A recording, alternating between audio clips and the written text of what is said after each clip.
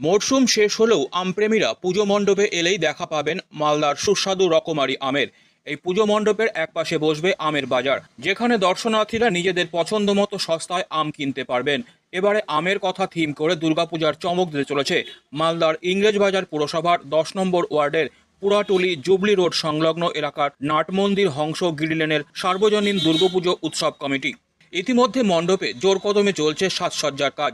মালদার বিভিন্ন প্রজাতির সুস্বাদু আমের বিশদ ব্যাখ্যা এবং সেই আম পুজো মণ্ডপে বিভিন্ন আকৃতিতে তৈরি করে তুলে ধরা হবে। মালদার যেসব আমের সুনাম রয়েছে, যার মধ্যে ফজলি, ল্যাংড়া, হিমসাগর, গোপালভোগ, রানীপাশন সহ আরও বেশ কিছু জাতের আমকে ঘিরেই মূলত তৈরি হচ্ছে সংশ্লিষ্ট পূজা কমিটির মণ্ডপটি। এর সঙ্গেই পুজো মণ্ডপের একপাশে থাকবে আমের বাজার, যেখানে দর্শনার্থীরা ইচ্ছে করলেই পছন্দ মতো আম কিনতে পারবেন। এবারে এই দুর্গোৎসব কমিটির পুজোর বাজেট প্রায় 2 লক্ষ টাকা। পুজো কমিটির এক কর্মকর্তা মঙ্গল দাস বলেন, মালদার আম জগৎ বিখ্যাত, তাই মানুষের মধ্যে এই আমকে ঘিরেই অভিনব প্রচার তোলার উদ্যোগ নেওয়া হয়েছে। আমাদের এবছরের থিম হচ্ছে মালদার আম আমের কথা। অর্থাৎ আমাদের অনেকটা এগিয়ে গেছে, আমরা আশা করি পঞ্চমীতে ফিনিশিং হয়ে যাবে। মণ্ডপটা কেমনভাবে তুলে ধরছেন দর্শনার্থীর কাছে? মণ্ডপটা কেমন তুলে ধরছেন? প্রতি বছরে নেয়, এবছরও আশা করি প্রচুর দর্শনার্থী আসবে। একটা ভিড়ের প্রভাব থাকেই আমাদের, একটা নাটমন্দিরে প্রতি বছর যেভাবে দিয়ে আসি সেই বছর এই বছর ভালো প্রভাব মালদাবাসীকে দিতে চাইছি আমরা।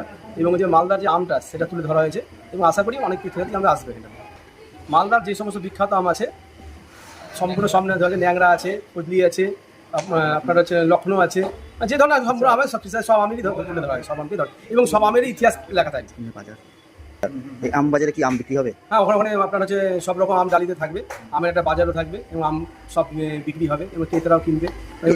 মালদার জগৎ বিখ্যাত আম, এটা চিন্তা ভাবনা কোথা থেকে আসলে এবং কেমনভাবে বার্তা দিলেন মানুষকে, কেমনভাবে পৌঁছাবে? মালদার এটা বিখ্যাত যে আমটা আমাদের হরিশ্চন্দ্রপুরের যে একটা উচ্চারিত ছিল, মানে ওদের রাজার আমল থেকে, সেই আমের ওইখানে ইতিহাসটা তুলে ধরা হয়েছে। এবছর পুজোর বাজেট 50,000 কত? পুজোর বাজেট এবার পুজোর বার হচ্ছে 1,80,000। প্রতিমায় কি থাকছে? প্রতিমা আমাদের যে সাবিকি প্রতিমা হয় সেরকম, যেহেতু প্রতিমা আমাদের মন্দিরের পুজো, নাট মন্দিরের পুজো, এই প্রতিমা চেঞ্জ করা হয় না, অথবা আমাদের প্রতিমাটা সাবিকি প্রতিমাই থাকে। দর্শনার্থীদের ভিড় সামাল দিতে কি ব্যবস্থা থাকছে? দর্শনার্থী ভিড় সামলাতে আমাদের দুটো গেট করা হয়েছে, ইন আউট করা হয়েছে, একদিক দিয়ে প্রবেশ পথ, একদিক দিয়ে বাইরে পথ। অতএব ওইখানে কোনো রকম 4 সাইডে সব রকম জলের ব্যবস্থা থাকে এবং যে যত প্যান্ডেলে যা জিনিসপত্র রাখা সেটা প্রয়োজনীয় সবই থাকে ব্যবস্থা। Disclaimer. This channel may not promote any violent, harmful or legal activities. All content provided by this channel is meant for an educational purpose only.